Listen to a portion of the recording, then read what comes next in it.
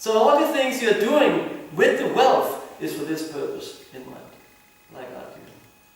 Just he saw this prostitute, this woman embracing a man, said, wow, that could be nice. And then he changed his whole life. And from being a very brahminical, pure-hearted person, he became just the opposite. Living a very heinous life, cheating people, stealing, etc. Bhayam Tattvat Manmashanat. And how to get rid of bhaya, from fear? Discussing the truth. Tattvat Manmashanat. Discussing the truth. So what is the truth? We are not this body, we are pure spirit soul. We are part and parcel of Krishna. So understanding that, there's nothing to fear. There's nothing to fear. Because all these things, either we speak of fear, we speak of wealth, or we speak of lust, or we speak of all these things, if they are not controlled, it's very, very difficult to make progress in Krishna consciousness. So we need to become fearless. We need to come to the point where we become less and less influenced by lust and all the lower modes. Because there, only from sattva guna can we reach suicide. So all these things are either passion or ignorance. They just entangle us and keeps us away from Krishna. And then Narada Muni continues, Amikshikya Soka Moha.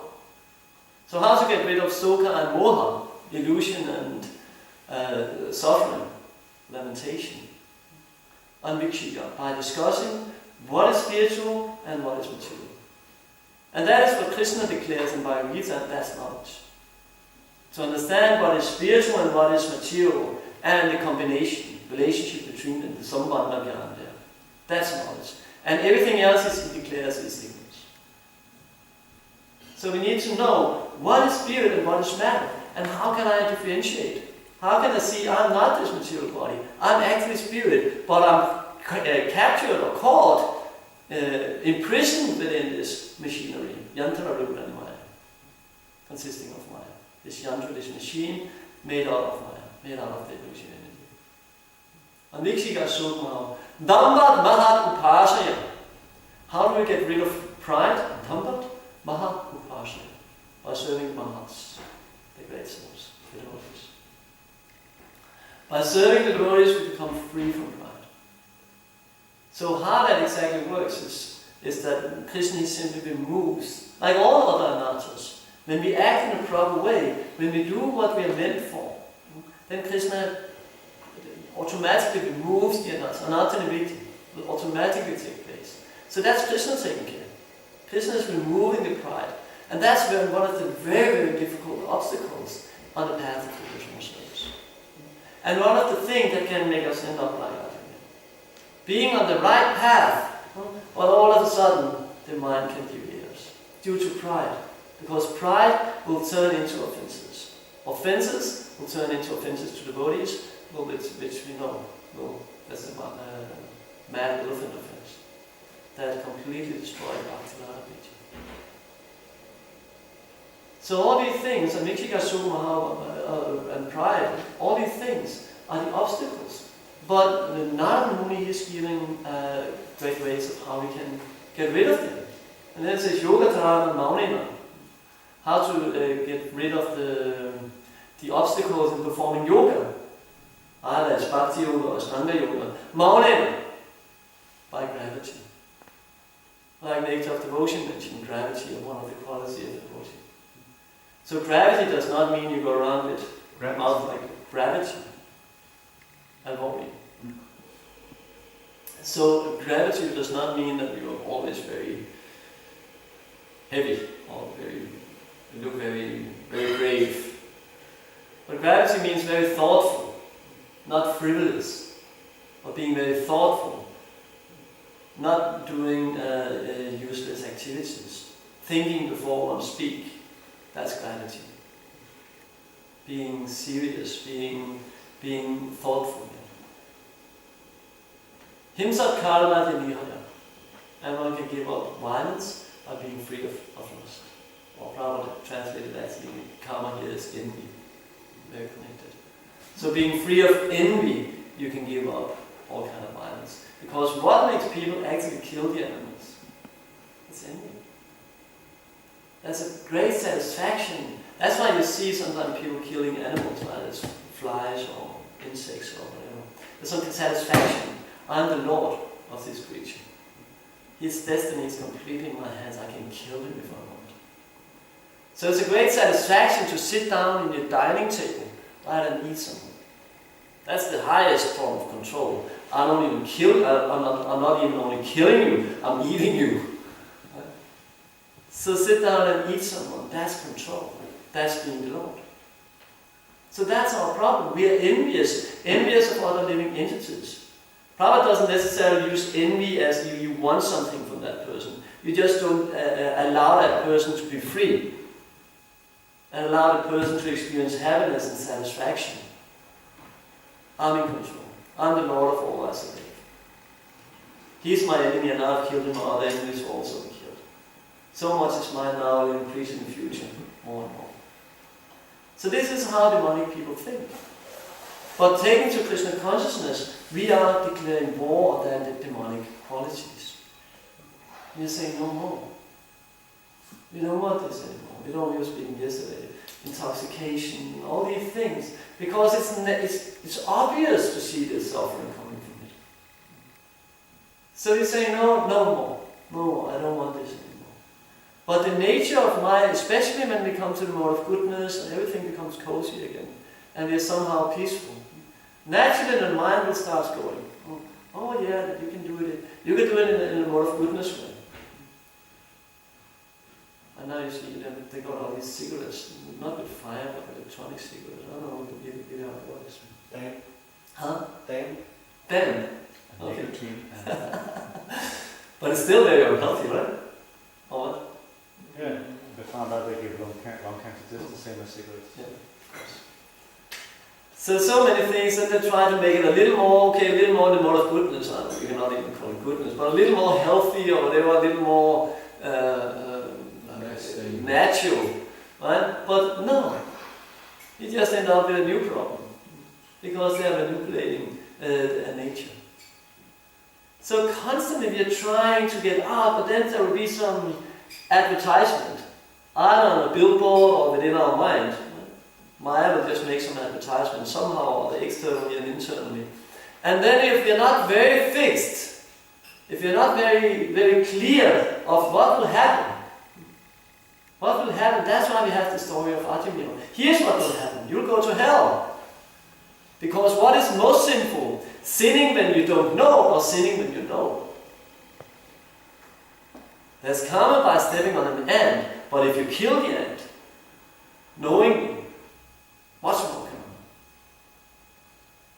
So when we have knowledge, that's why knowledge is so extremely dangerous. For with knowledge comes responsibility.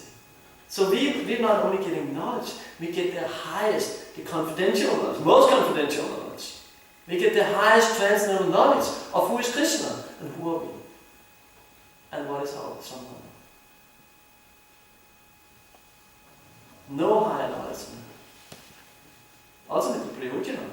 But that's all connected. Without Sambandha and Avidya, there's no question of Prayojana. So all this is served to us on a silver plate. It's just given to us by Prabhupada's mercy. All these things are just served to us. Of course we need to follow the process and then gradually everything is revealed. But nonetheless it's served to us. But the danger is we can misuse it. Or we can take it for granted. Or we can forget to be appreciative. We can easily again get into the point where we start criticizing the whole movement, even criticizing Prabhupada. You hear that. So what is the consequence of criticizing the spiritual master? That's hell. Because it's very dangerous to acknowledge. So in one sense we see, okay, we are devotees, we are secure, but no, in one sense we are not. We are not secure because we are in a dangerous situation. Now we have been giving a lot of freedom. Now we have been giving a lot of facility. Like again, if you're giving a lot of, let's take the example, you're giving a lot of wealth. It's a very dangerous situation. It's also a very nice situation, it's a good situation if you're intelligent. But if you're not, it's a very dangerous situation. I heard of one who inherited some money. I think it was in Denmark before I joined. He inherited some money and immediately was out. He just got a few money, I don't know, a few 100,000 maybe. It's nothing, it's peanuts. So this, like for this we can sell our soul to the devil, to Maya. So that's why all these things are so dangerous. And we are handling them all the time. Going out on book distribution, you get so much money. Maybe I should buy an ice cream. Immediately even think that. Because while starting thinking and contemplating it, naturally will lead to action. And if you do that, you get the karma of all these money carriers. So nothing is more filled with karma than money. This is the most dirty thing, the way people use it. So then you go and you use it for some kind of things not connected to Krishna. And that means you get the whole load of the karma that is connected to that kind of experience. Or anything we do. There's so many dangers. There's so many dangers being in a material world.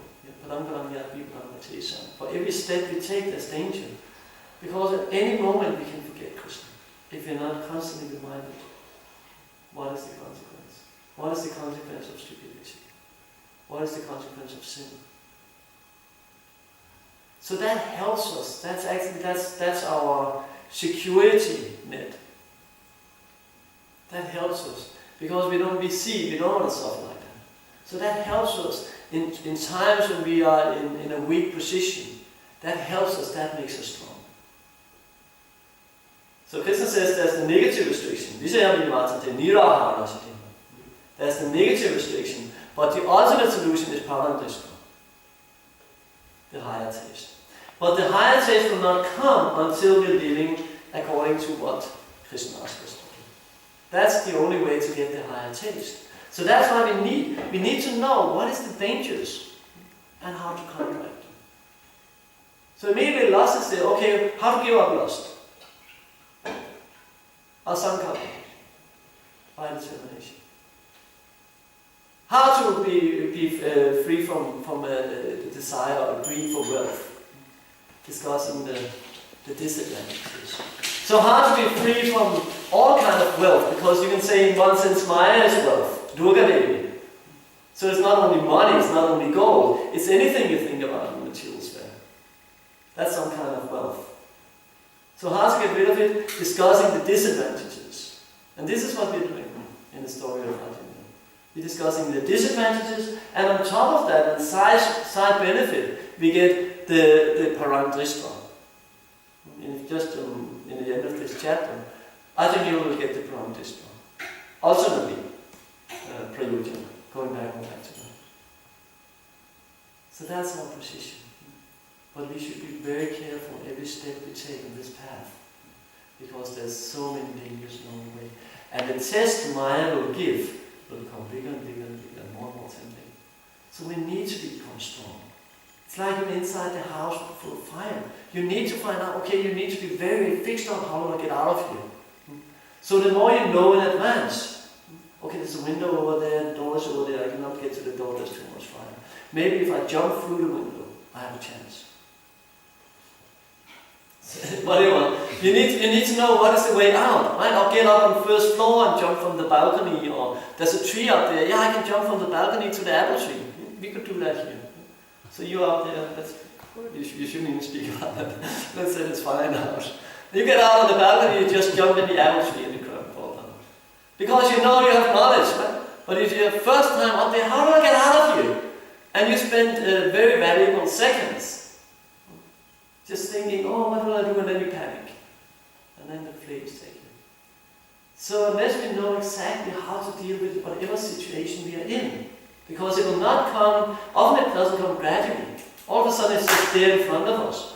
A beautiful woman comes and says, hey, how would you like to spend the rest of your life with me? Most likely that's not how it happens.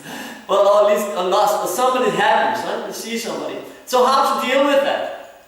What should be our reaction? We should immediately, versus you just come up and decom 5 in our mind. Just meditate upon that leads to fall down. So where's the apple tree? Where's the way out? Hare Krishna, Krishna Krishna, Hare Hare, Hare Rama. That's the attitude, that's the hope, that's the way out. So we know the plan. We know, we have knowledge. But that knowledge can become covered. So we need to constantly come in tune with that knowledge by hearing Srimad Bhagavatam again and again and chanting sincerely. Thank you very much. Any comments or questions?